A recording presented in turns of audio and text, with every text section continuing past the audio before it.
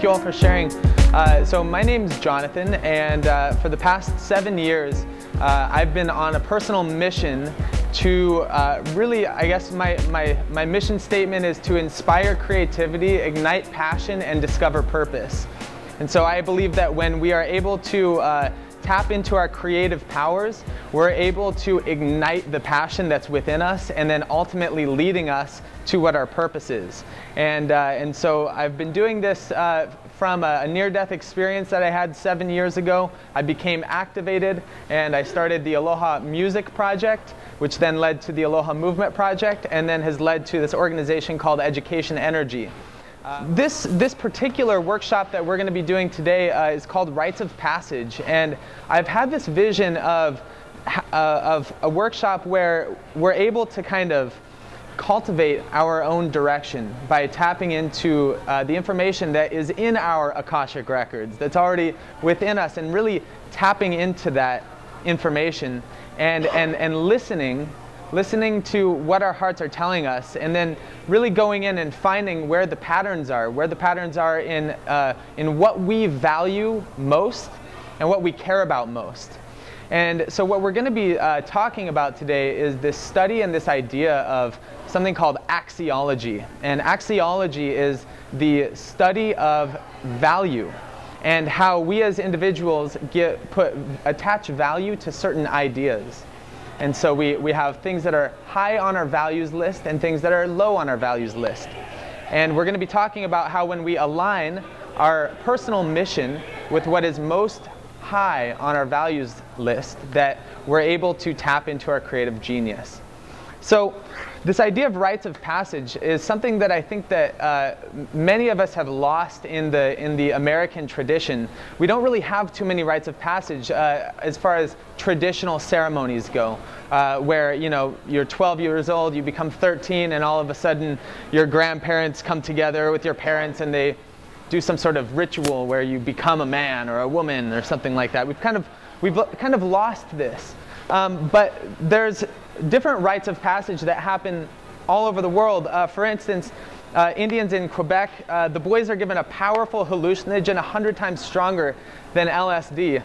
They're put inside of a cage, and then they are expected to purge out any negative thoughts and any bad energy. And apparently, sometimes they lose their mind and completely, which is part of the process. They want to lose anything that has attached onto them. So that's a pretty interesting rite of passage. In the Amazon, men prove their manhood by wearing mittens filled with fire bullet ants.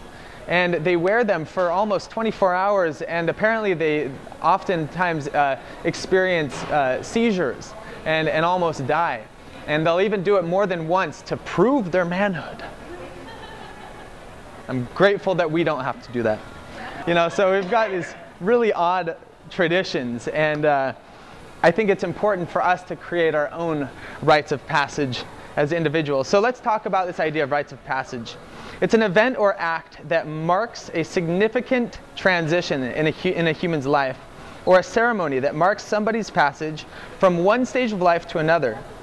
Many rites of passage are commonplace in our society and universally accepted, such as bar mitzvahs, quinceañeras, proms, and school graduations. Even so, American society lacks a clear defined event that marks our adolescence, going to give ourselves permission to enter into this next phase of our life by writing it. And by doing this, we're giving ourselves permission to focus on what is most important to us as individuals, and really empowering us and guiding us closer to that so that we can be more effective as we forge forward on our mission. We're going to be given a series of questions where we're going to be going inside and answering them. What I want to discuss right now is this idea of our values, and we're just going to really get into this thing called the value structure, or what's called the hierarchy of values. So this list right here is just a list of values. It's a list of priorities. It's your to-do list. At the top of your list is the most important, or the most value. whereas at the bottom is the least value, the least important, the least priority. So every individual has a different set of values, and no two individuals is the same.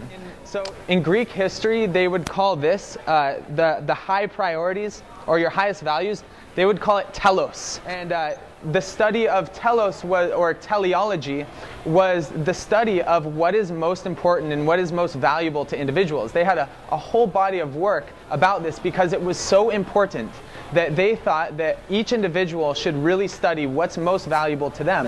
Hundreds of years ago, you would have these guys who were, these amazing artists, these Greek artists who would create these amazing bodies of work. And we still have those people today, but that's who we want to be. We want to be those. We want to tap into that inner genius within ourselves. Whatever's at the top of our priority list is most important. Whatever is at the bottom is least important. Now, when you're working towards things that are high on your value list, when you're doing things that are high on your values list, you're inspired to do it, meaning that it comes from within. So when you're being filled with inspiration, it's something that you don't need other people to tell you to do. It's something that comes naturally. Whereas when you're doing things down here that are least on your values list, you need motivation. So this is extrinsic and this is intrinsic. So when you're inspired to do something, that means that it's higher on your values. Whereas if you need outside motivation to do it, it means it's extrinsic, and you need someone else to be supporting you, which means there's friction there. It's not coming from within.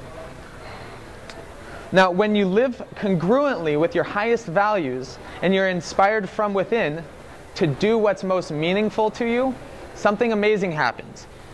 You become more disciplined, more reliable, and more focused. And you're also more orderly, and you're more organized. So when you're inspired, when you're doing things that's in alignment with your values, you're more organized, everything's more in order, and you're more in the flow, as you say. So you're more reliable, more focused, more disciplined. And what's highest on your values tends to be what we identify ourselves as. So if someone were to say, "What do you do?" I would say, "I'm an entrepreneur. I like to, start business. I like to create stuff." I would say that I'm a social entrepreneur because I believe that businesses should give back to society. Whereas like if you're a mom of 3 kids, you might say, "I'm a super mom." The things that you do down here, you'll tend to procrastinate, you'll hesitate, and you'll frustrate. Procrastinate, hesitate, and frustrate. Not good feelings. We're also more disorderly and disorganized. So that's procrastinate, hesitate, frustrate. Disorder, disorganized. Now, let's just kind of reflect on this model as if this right now were this moment right now, right? This point in the middle is this moment right now. And in any moment, your actions, your personal mission, the things that you're doing could either be according to your highest values or to your lowest values. But either way, you're either going to be disorganized or you're going to be organized. You're going to be disciplined, reliable, and focused, or everything's going to be haywire. You're going to be procrastinating. So you can already kind of see the value. This is your past. This is your future. So right now in this moment, we have this option to live according to our highest values or to our lower values. So you can see by identifying what our true values are, we're able to perform better in our day-to-day lives. This is where it gets really interesting. When we are doing things that are high on our value list, we tend to experience pain and pleasure equally. When you imagine that you're creating a business and you're really excited about creating your business, you run into a little problem, like you have to pay taxes, right? I mean, it's something that sucks, but you're like, screw it, I'll learn how to pay taxes. I will learn how to do this because it's important to me, it's important to my business. When we're doing things that are low on our value scale, we tend to be impulsive about the things that we go for that's pleasurable, and we tend to avoid pain. So think about this. Like, think about when life sucks, when things are heavy, and your world's crashing around you. What do? You go grab a drink, or you just escape, right? We are impulsive to go towards pleasure, and then we avoid the pain. So we try to just push it away. We tuck it under the rug. And so a lot of times when we run into obstacles, when we're doing things that are not in alignment with our values, a lot of times we will avoid it to the point where over a period of time, it's just slowly breaking us down on the inside. Like, it's not empowering. It's just actually kind of eating away, Whereas when you do things that are painful, that are in alignment, and you overcome them, it builds your confidence. So by being in alignment with your highest values and overcoming this pain, you're building your capacity. You're expanding your ability to overcome challenges, whereas when we're doing things that are not in alignment, it's slowly breaking us down on the inside. And so that's beating down our confidence. So up here, when we're doing this stuff, we're forcing ourselves into a position of leadership. This is where you're expanding your capacity as an individual. Down here, we're becoming followers. We're constricting our capacity. Whereas up here, we're expanding ourselves. You could say that when we're, according to our highest values, we're expanding our consciousness. We expand our consciousness, and here we're constricting consciousness. When we're here, we're the masters of our destiny. And when we're here, we're the victim of our history. So the point of this story is that in any moment, right now, your actions can either be in alignment with your highest values or your lowest values. And I believe that when we align and focus on our highest values, something amazing happens, where all of a sudden, because you're becoming more effective at overcoming obstacles, you're expanding your consciousness, you're able to expand time and space. Your capacity to achieve things becomes greater. So what we're going to be doing now is we're going to be going inside, and we're going to be searching our values. We're going to be looking at what's highest on our values and our priorities list, so that we can begin to focus more on this stuff and start releasing this stuff. Because when you activate this is where your genius is. This is where you activate the laws of the universe. This is where you activate the law of attraction. Because this is where your angelic self exists. So what we're going to do is we're going to take out that piece of paper, and we're going to go into these questions. And for each one of these, we're going to be writing 3 different answers. So for each question, the first question is, how do you fill your personal space? So this is kind of like, what's inside of your room, at your home? Do you have trophies? Do you have things that you're proud of? Things that inspire you? Whatever it may be, we're just going to write 3 things. Okay, how do you spend your time?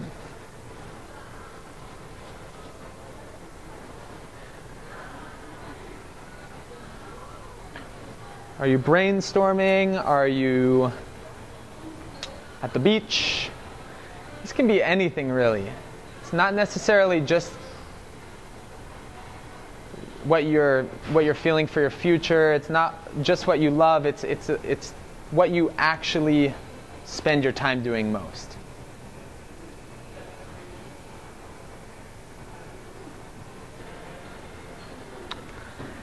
How do you spend your energy?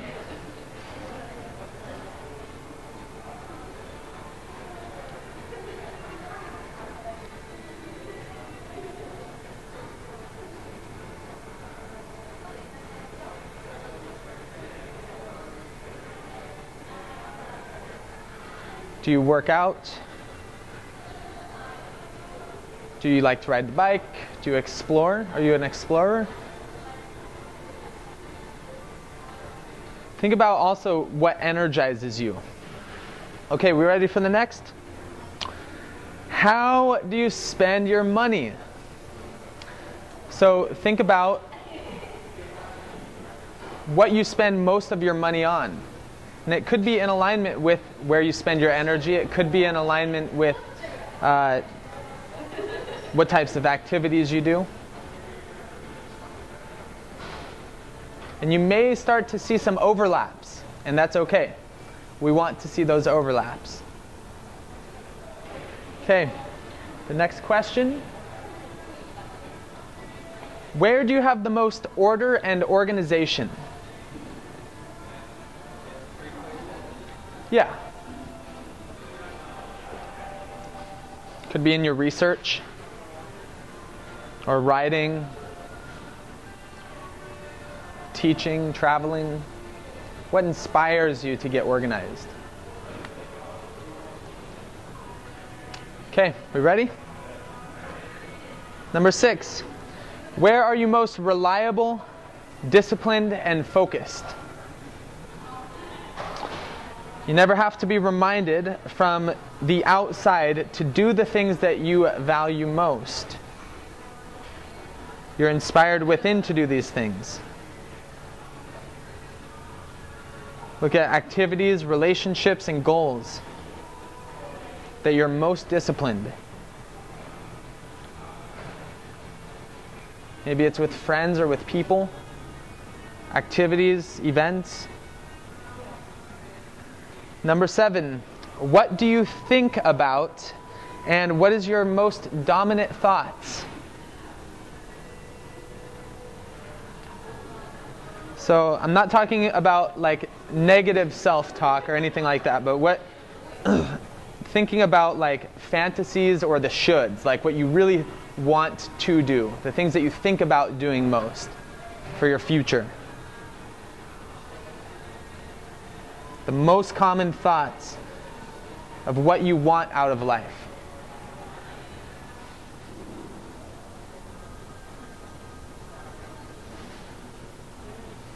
These are also things that you're slowly working towards on a regular basis. Things that you definitely want.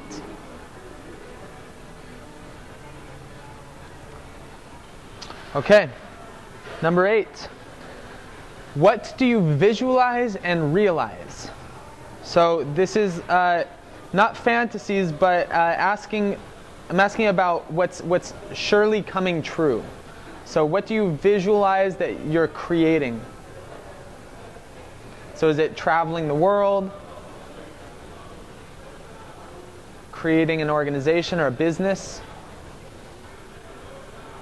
So number 9 is, what is your internal dialogue? So what do you keep talking to yourself about the most?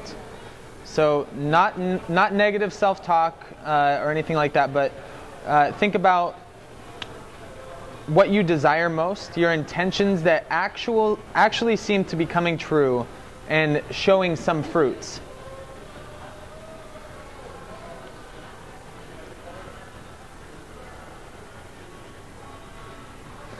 Okay, number 10. What do you talk about in social settings? So when you're out at the party, what type of people are you hanging out with, and what are you talking about?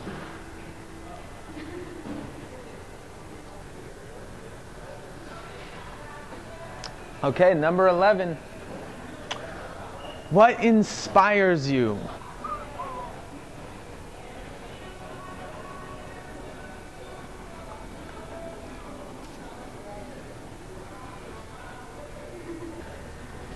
Okay, so moving on, we're almost done. What do you love to learn and read about most? Oh yeah.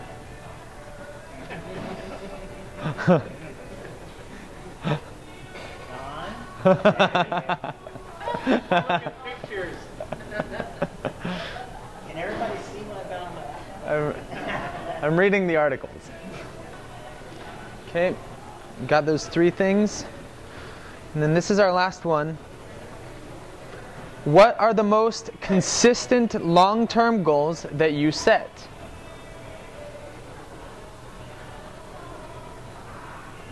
This could be school,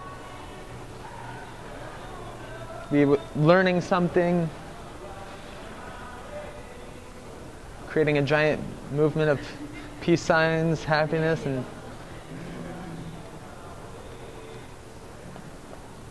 so before we go any further, I wanted to quickly tell a story. I do one-on-one coaching with individuals, and I'm a strategy ninja. So I studied business in school, and I really like helping people create lucrative strategies for their businesses.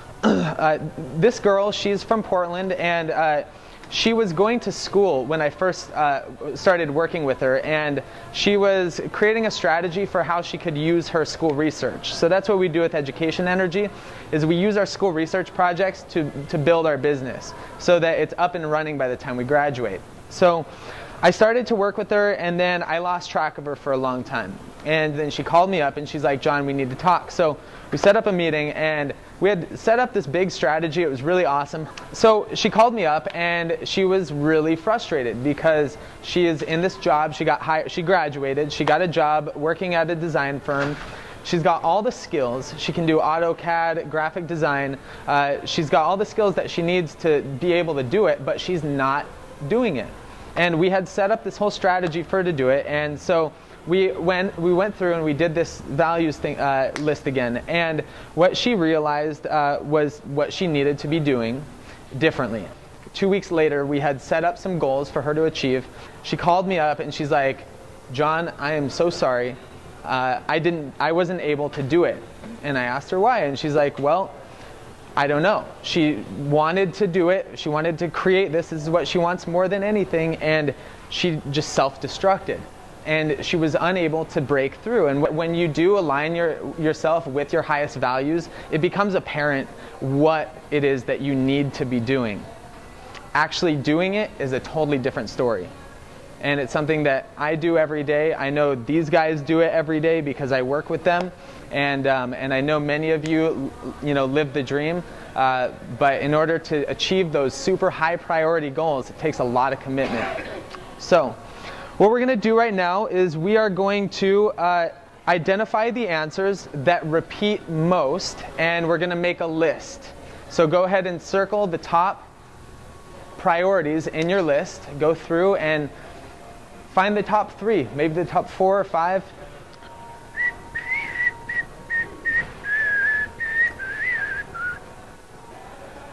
Got it? Nice. Nice. Isn't this fun? Well, since you're ready, Irish Rose, do you want to be the first to share? My top priorities and values are learning and teaching, specifically anything that has to do with Mother Nature, where to find her, what to do with her. And then the next one was like, it's kind of the same thing. It's just like, okay, anything and everything to do with Mother Nature. So hiking, forest bathing, going swimming, just something outside that's really super fresh. And then this one is weird because I didn't think that it was what was going to happen, but supposedly I'm all obsessed about my soulmate twin flame. Like, I'm like, who are you? Where are you? Get here now. We got some amazing work to do. So those are my top 3 things. Wow. Yeah. Good work. Yes. Okay. Thank you. Okay, my top priority seems to be building community, but the second word that appears on my list the most is simply experience, broadening experience, reaching the limits of experience, spending my time, just noticing experience. So I'm not quite sure how that counts as a value, but mental analysis, qualifications, trying to figure out the world that we live in. That's a good one, Abner, that last one. Trying to figure things out. And like, that's research. you know, doing research. It's a good one. I'll help you because supposedly research was a word that came up for me a lot. Help you research. And there's grants for research. There's you know, or big foundations that could be in alignment with those other values. You know, so you could get like a research grant as a PhD student to do research in alignment with insert the blank. You know. Anyone else who's ready? So I found that doing my readings is my top value. And then next would be home, family, and travel. I'm like all over the place. I'm so eclectic and like have so many different things. So it was hard for me to like see like specific words that were like, okay, yeah, this is a commonality. But so what I narrowed it down to is self-actualization and healing, self-sustainability. I really want to like develop a lifestyle where I literally don't need very much money to live. That's one of my goals, and that like encompasses so many different things when you become self-sustainable, like being healthy and making my own clothing or things of that sort.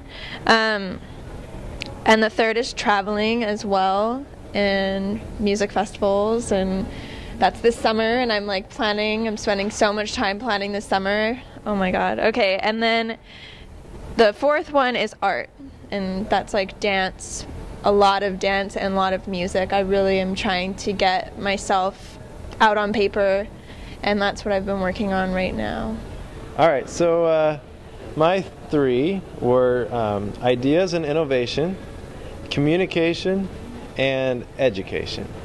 So I actually tried writing my mission statement. Ending aimlessness, which I began with earlier, but ending aimlessness through helping people and organizations find their identity, focus, and vision.